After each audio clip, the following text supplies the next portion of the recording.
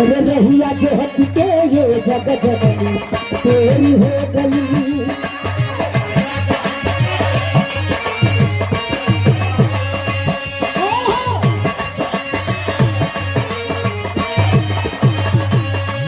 यही मन मंदिर के कोठरी में अंधेर हो गई।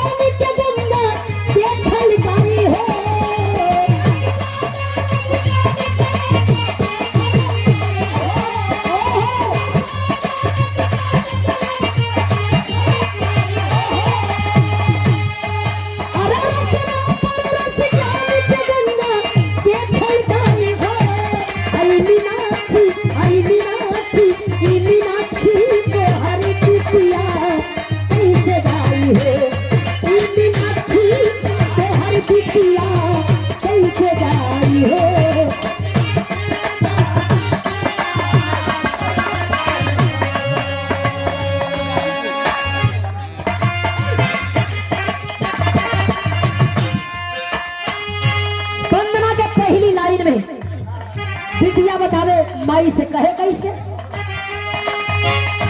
ममता चरनी रजी तोहरा से पैती, ममता चरनी रजी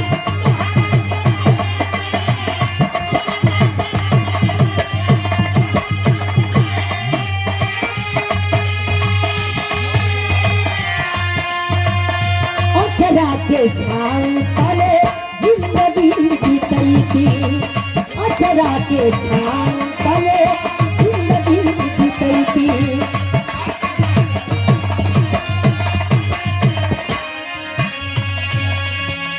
और गीतिया बाजीवन के रसना,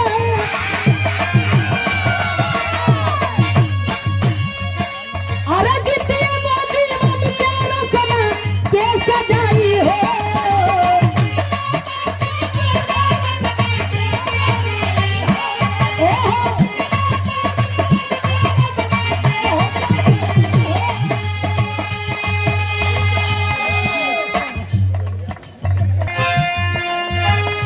ममता चरनी रजी तोहरा से पैती,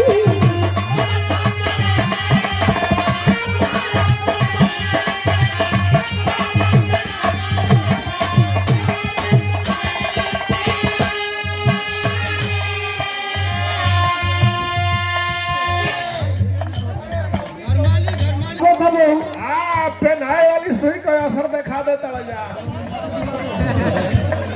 कहे बिटिया कैसे, ममता चरनी रजी तोहरा से पैती,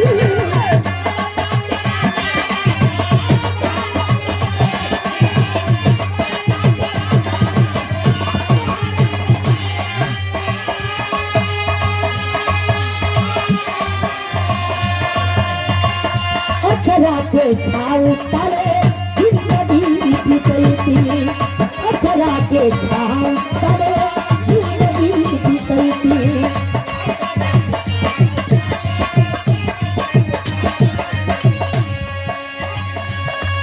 अरे गीतिया बाजीवन के रसना के सजाई हो।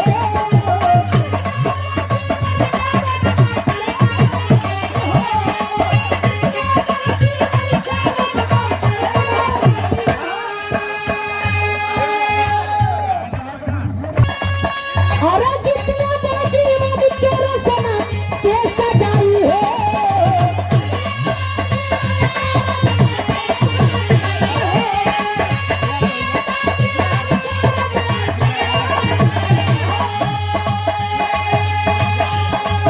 और गीतिया बाजीवन के रसना के सजाई हो।